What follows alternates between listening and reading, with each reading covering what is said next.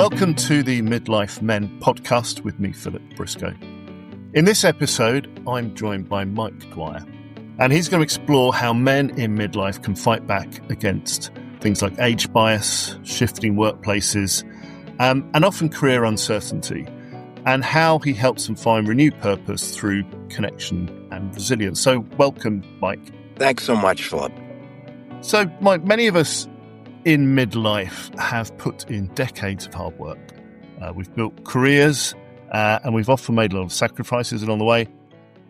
And yet we can still feel kind of chewed up by corporates, by things like shifting technology, corporate consolidation, office politics.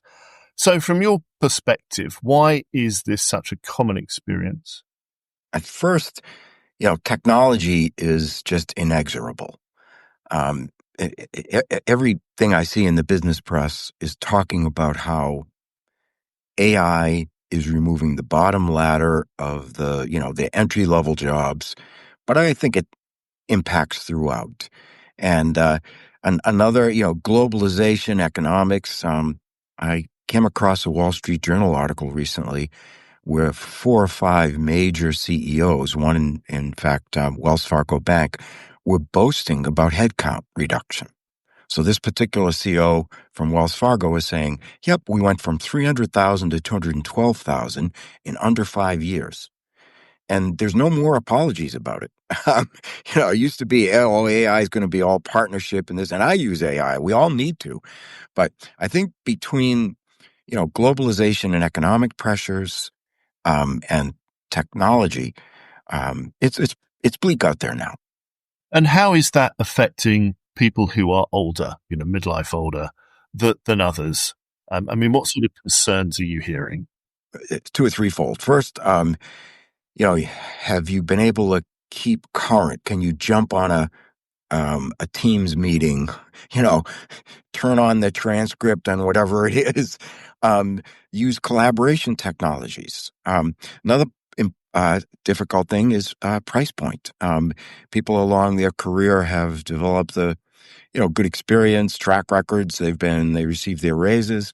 I know in education, for instance, one of the things that superintendents of schools look at, wow, here's a 25-year experience, a very good teacher making $100,000, but I can hire 2 right out of school for $60,000. So you put all those things together. And by the way, I'm not doom and gloom or giving up. It's just that we got to understand we're in a bit of a battle here.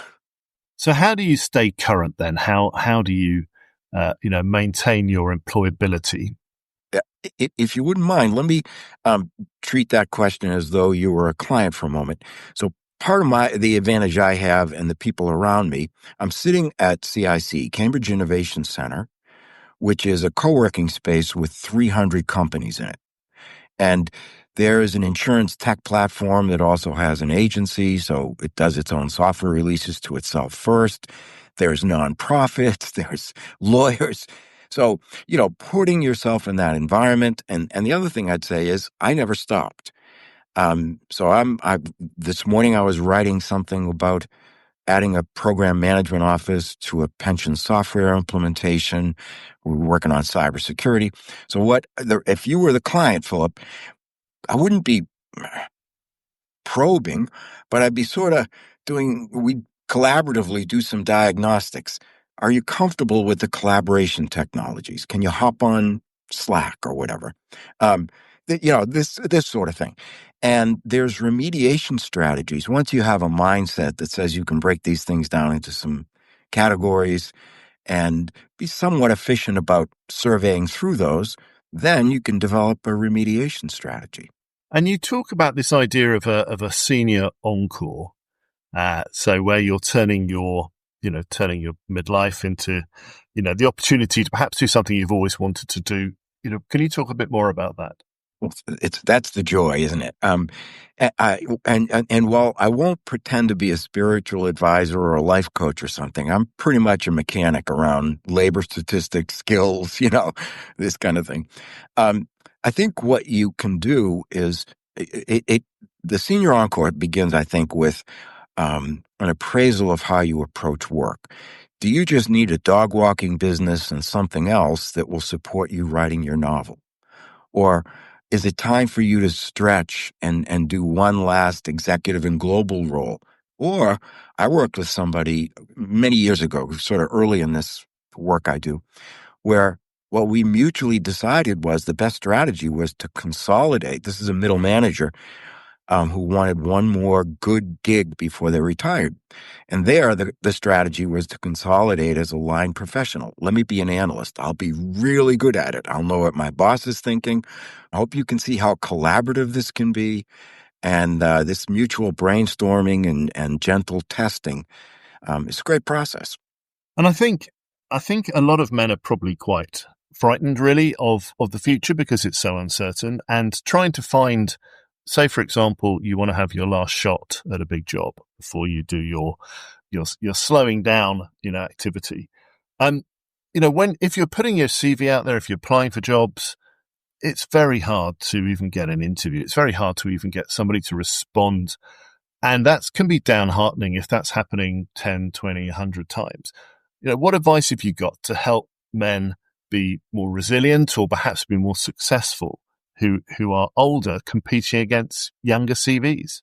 That's the question, isn't it? And I think there's several sort of responses to that.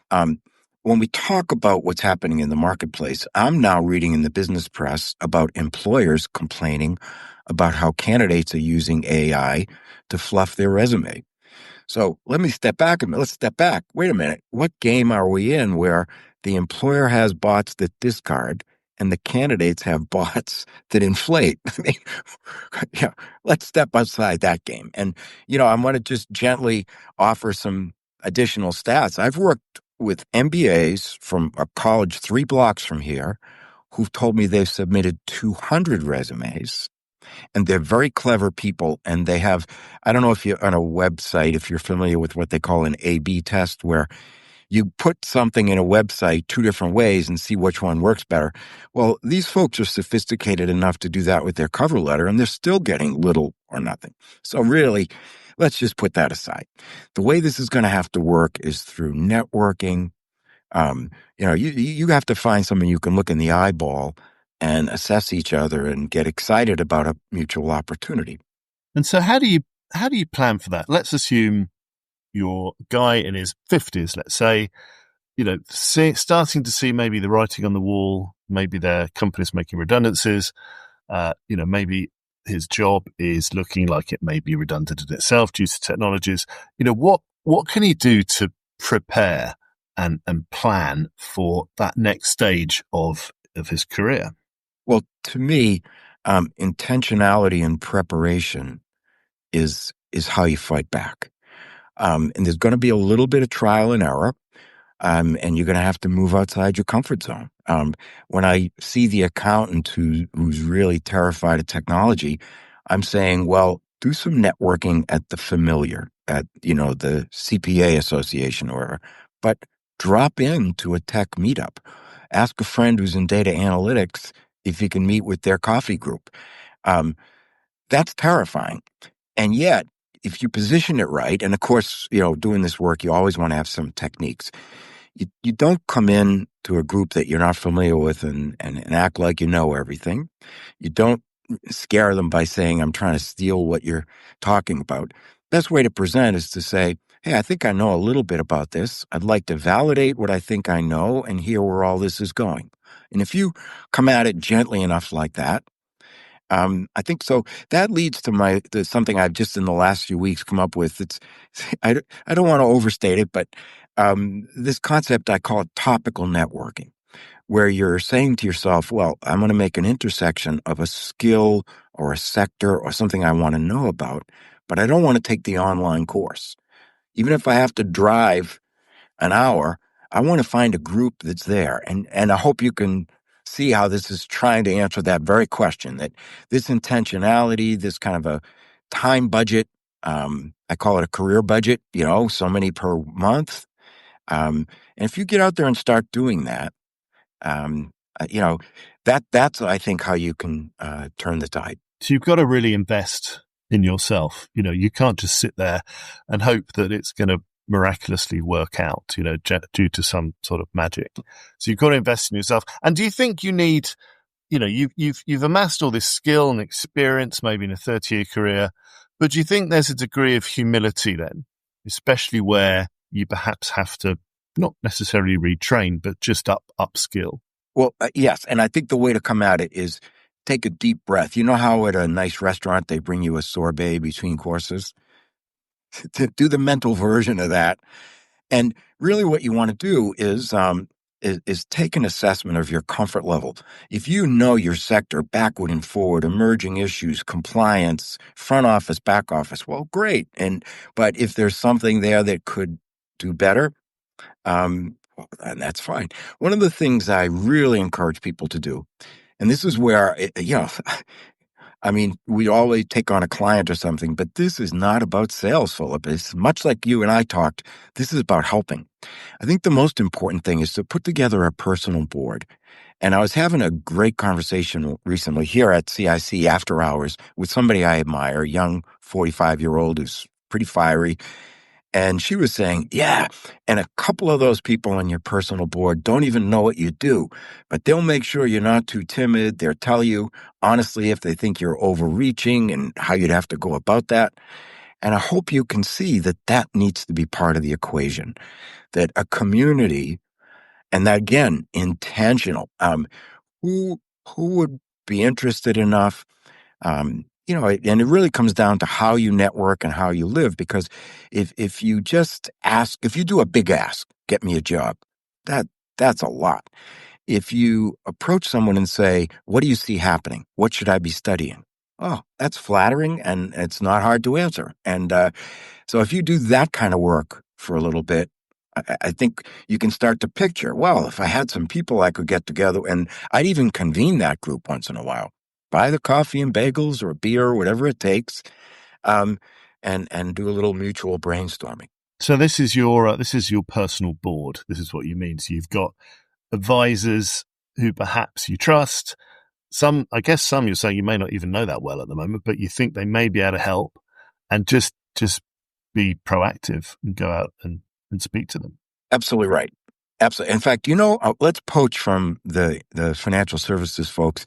We all know what a portfolio looks like, right? It's a mix of investments. It's got different duration from short to long. I think when you're looking at this personal board, once again, intentionality, you're trying to say to yourself, who's somebody I actually know, an old professor or whatever it is, an old colleague that knows my sector, who's somebody who I maybe don't know so well, but I admire. Because if you can say to someone, listen, I really like that article you wrote or how you led that lecture I attended, once again, that's genuine. It's a little bit disarming. And so yes, I think if you can look at the formation of your personal board, and even your time management, the pie chart of how you're behaving in your career budget is also a portfolio, right? Some of this, some of that, and something that is tactical and short term, and something that's maybe thinking a little further out. What about those folks that, perhaps they've been an accountant or a software engineer for 35 years, and they realize actually that's not what they want to do at all. And, they've still got another 10, 15 years of work. What are those? How do you even work out what it is you want to do? Because a lot of people don't know. They just know that they don't want to do what they're doing now, but they don't know what that nirvana career is. Well, I think obviously this personal board will be part of that answer. But, if nothing else, Philip, you and I, you've thought about these things, right? One of the things I and some grad students that I really admire put together is this concept of a 1 week, 5-day game plan activity. And what you do in the first day or two is retrospective. Let me look through my old emails and this and that. And the sound we're looking for is, that's right too. I did do event planning. So if you look backwards a little bit, I always meant to follow and see how that company or that person's doing. That creates a dynamic. Then midweek, you shift your attention outside. You start looking at job boards. And I'm a big one. Incrementalism is important here. If you're that accountant, why should you give up a paycheck unless you really, the mortgage paid and the kids are out, the tuition's done, and you really feel like going for it. But I think for most people, some sort of an incremental, put my toe in the water. And so that dynamic would be, let me look out there at some job boards and see where the skills I have might be paired with something I could acquire. Or let me see on we here in the US, actually they're global, Fiverr and Upwork. I have hired people off Upwork and placed people on Fiverr. And I think that's a great thing today for all. See, that's how to turn this fear of the gig economy. Instead of saying, oh my God, everything's going to be outsourced, you say, how could I put an offering out there and start testing if I can be doing something that I'd rather be doing? And in fact, there are so many tools, Chat GPT is one, that makes this stuff quite easy because you can, and I think people are probably frightened of it or scared of it, or maybe somehow think they're cheating, back to what you were saying before, why wouldn't you use it to, fluff up your CV? But, in your experience, what can folks do just to help with that process? Well, I think if you have momentum, if you're doing everything we just talked about in the last 16 minutes, when you turn your eyes to your cover letter or a resume or an elevator pitch, it's going to be different than if you have a cold start. And that's the essence of it. That's why I say intentionality and preparation. The more you do, the more conversations you strike up. You get that little personal board, or call it a community, whatever you're comfortable with. I do know of someone who I was talking about gathering, some advisors and the like. And the person jumped right in and said, I know exactly what you mean. I meet with a bunch of other people who've been unemployed for a long time every Monday morning for coffee. And I was thinking, that might be a support group, but that's not at all what I'm talking about.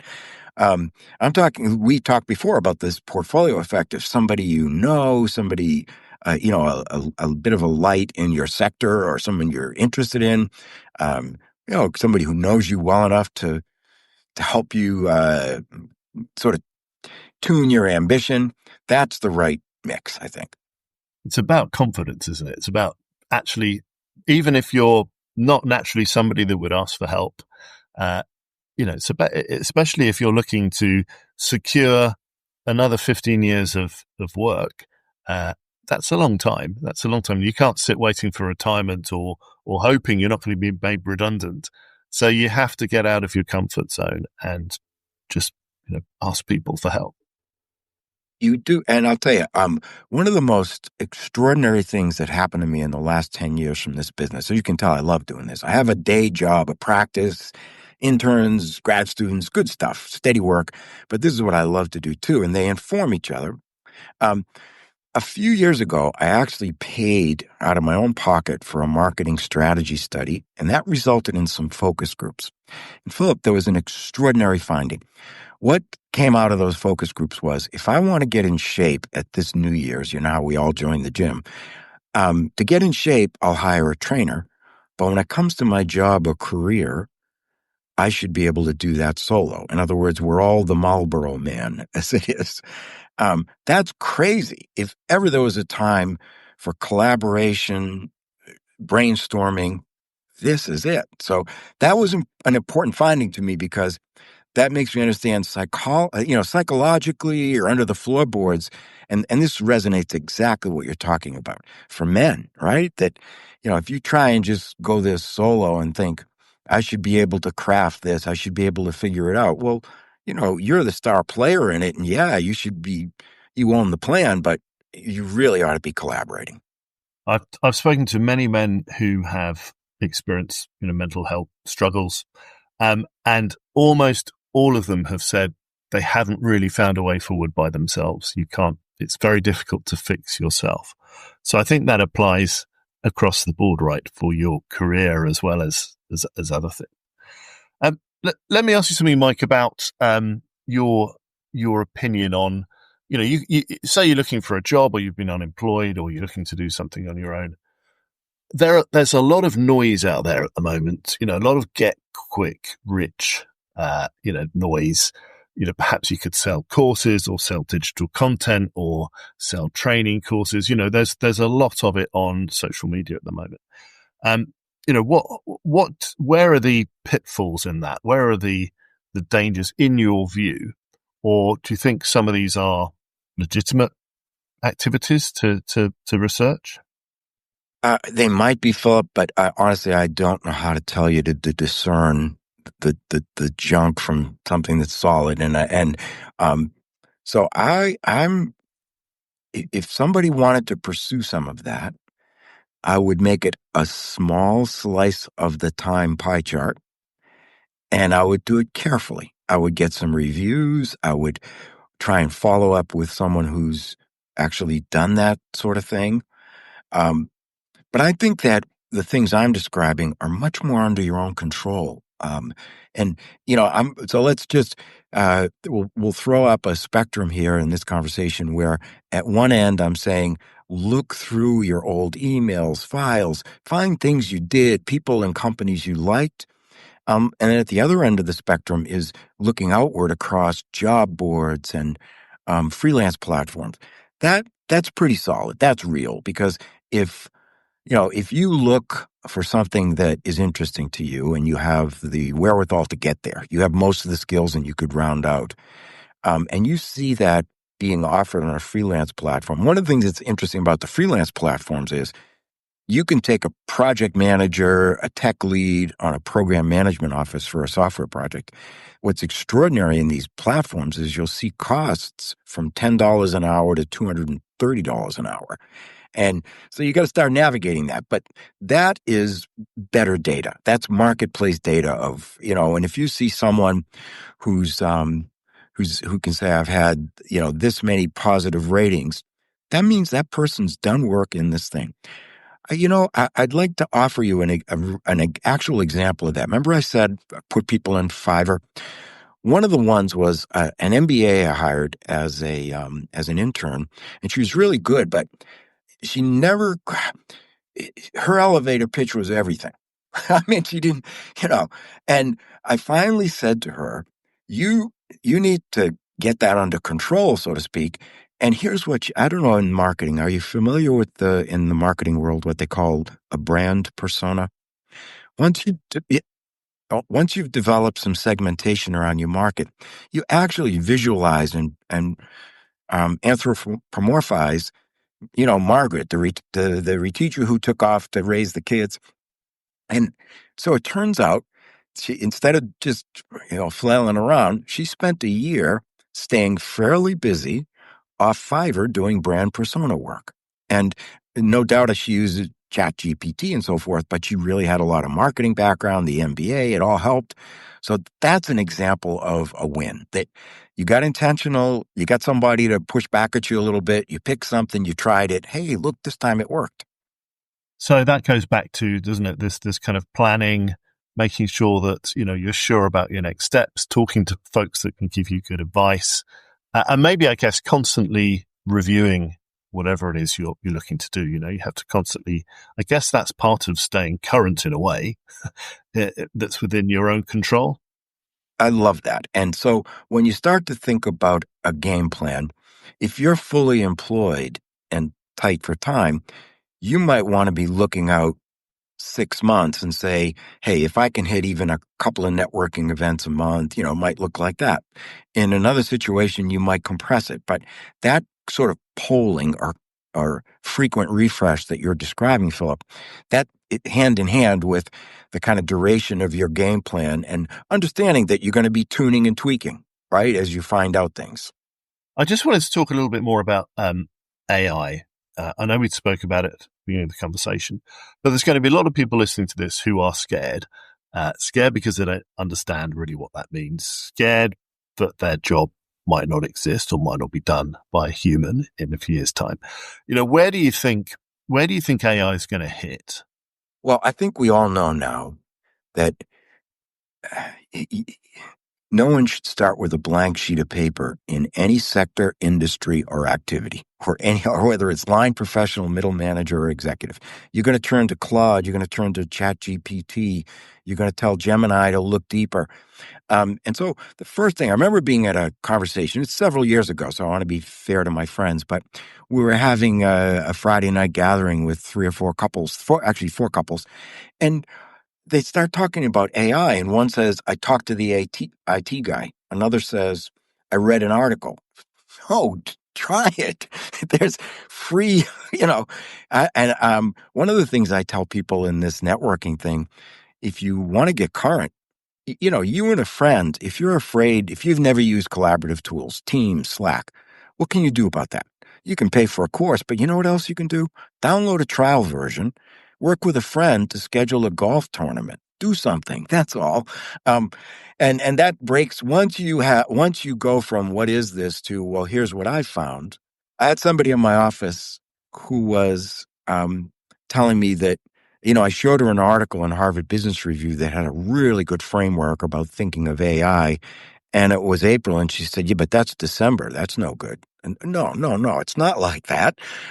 Yes, it moves quickly, but, kind of deeper truths, categorization, how to introduce to organizations, these things are going to play out steadily. So if you invest in that, it's going to be valuable. And then the other thing she said is, I worry about my 2 teenage daughters. I use these tools every day, but I don't know, I'm just apprehensive. And another friend of mine who's in investments said, she's at the table. What she's worrying about. That's the point. Now, for me, what did I do? 6 years ago, 2019, I spent $3,000 on a cert at MIT. It was offered out of the Sloan School, but Daniela Roos, who heads up their CSAIL, the comp sci, was probably 30% of the content. That's bedrock. That was great. And then obviously I use it. I actually got, for myself as a somewhat technology background, I did some R programming, looked at some data. So I think you don't need to go that far, and I don't pretend to be an expert in AI, but if you listen to what I just said, I'm not afraid anymore. I'm at the table, and that's your goal. And what drives you then, Mike, to work in this space? What do you get out of helping people? Well, I do think it's become a battle. I'm an over 65, and I focus on seniors. I think I can help anybody. I love working. I have a regular job shadow and mentoring with Suffolk University here in Boston, just close by. But I think seniors in particular, anything that doesn't let us get on the playing field and contribute is wrong to me. Whether it's gender, age, whatever, we all have a contribution, and I really love when I get that sound. Huh, that's what I want. I want someone to say, well, that's interesting. I could consider that more. And I do think, with your permission, I'm going to offer you just one more. Your friends can help you think out of the box. So 3 or 4 years ago, my wife bought me a drone, and I'm too busy, and it started collecting dust, and I got really mad at myself and said, come on, this is cool. So I watched a couple of the YouTubes. I fired it up, took pictures of the house, started going to my son has a big property, 18 acres, and it's absolutely a hoot. And I'm learning and doing this. So for my birthday, my wife bought me a book on how to do better drone photography, but another one on business models using drones. And I think if you can be open-minded enough to say, and everything has to be time-boxed, no rabbit holes, right? Don't let the internet ruin you. But if you can be disciplined enough to take a look at what are people doing in additive 3D printing? Would I showed a friend of mine at church one of my pictures, and she said, from the drone, and the first thing she said was, wow, you could take a picture of one of my parties or gatherings. But this is all just fun. But the idea is what you want to do with your community is get serious about how could I put a toe in the water? How could I imagine moving into something like this? And I also think for your, instead of just taking it on the chin and feeling downtrodden and just reading the papers about how hard it is to get a job, if you're doing things and meeting people and chatting it up, it's the right mental health model. And that's really interesting what you're saying, actually, that perhaps your hobbies, or don't just focus on your career. Have something outside of that, because you never know, that could end up identifying a whole new way of life, I guess, way of working. Your example with the drone. And that's where, yes, and I hope, if nothing else, I hope our conversation for anyone in your audience develop comfort level. Don't be that person who says, "I'll pay for a trainer to get in shape, but I'm going to be miserable and try and figure this whole labor market out solo." That just makes no sense to me. So, what for someone listening then, who feels really stuck or worried? They're in the midlife, and they're unsure of what's in the road ahead. What's the first step they could take? I know you're giving a lot of good advice, but for someone listening who just wants that first step to take, what would you advise? Take stock. And there's an A and a B to that. A is retrospective. Give yourself a time box. 2 hours, 2 days, part-time for the next week. Your call.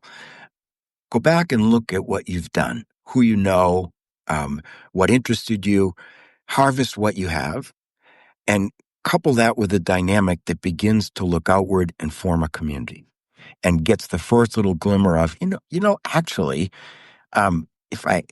if there was no other constraints, you know what I'd be interested in doing?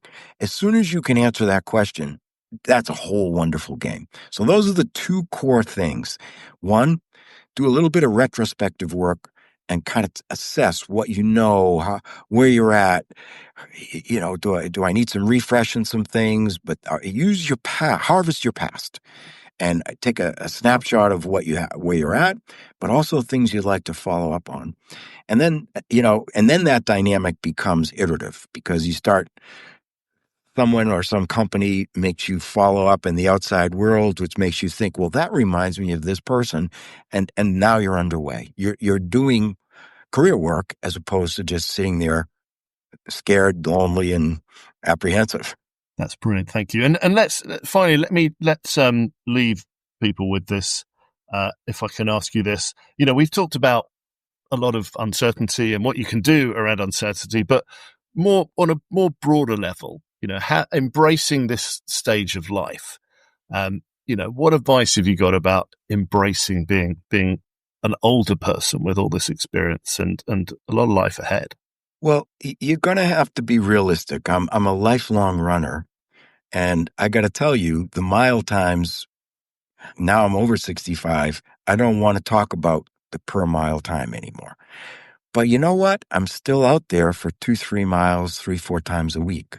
So one level of this is acceptance, and the other one is a little bit of perseverance. And I'm hoping all the things we talked about create a little bit of an excitement, a little bit of a, you know what, that would actually, I want to give that a shot. And once you've got that little bit of enthusiasm going and you got somebody else telling you, you know what, actually, I see what you're saying. You'd want to do this. You'd want to talk to this person, whatever else. You're in a new, I assert you're in a new dynamic. So accept that your mile times is not going to be as good as it was when you were 20, 30, or 40. But understand that I feel it is your right to contribute in the way you wish. So, Mike, if people want to find you online or contact you, what's the best way to do that? Our website is Emplana Career, EMPLANA, career, one word.com. And just put in the little submit. I'm interested. I'm in the process of setting up a few freebie first consults that you can calendar. But just send along a submit. It turns out, Philip, that a lot of times just have a chat with someone like we're doing, and they're good to go. I mean, it doesn't always need to be a commercial, consultant-client relationship. I'm happy when it is. It's fun work, and you get to work a little deeper with someone. But sometimes doing just what you and I've done, because everyone always says, let me tell you the joke in career. Everyone always says, well, I have a really weird path. And the first few times I bought it. And then after that, I realized, no, that's just the marvel of your biography. That's your mosaic. And let's get to work on it. So implanacareer.com, send along a submit. But most of all, I would just hope that people would do the things that you're bringing in terms of perspective, what to watch for, how to stay mentally healthy, and our conversation here. That's brilliant. We'll put the links in the show notes as well. Thank you, Mike. Thank you very much for joining us. That's been really great. Well, I thank you for doing this whole podcast and for making it so easy and having such a good command and the prompts and questions. Thank you. Thank you for listening to the Midlife Men podcast with me, Philip Briscoe. If you want to find out more about Mike and his work, visit his website, emplannercareer.com. To help raise the profile of the podcast, it really helps if you can review the show and please share it with your networks. If you've got a story you want to share, then do contact me through the website mid-lifemen.com. And finally, there's now a book called Men Speak Up, Journeys Through Mental Health, which is based on some of the stories you've heard on the podcast.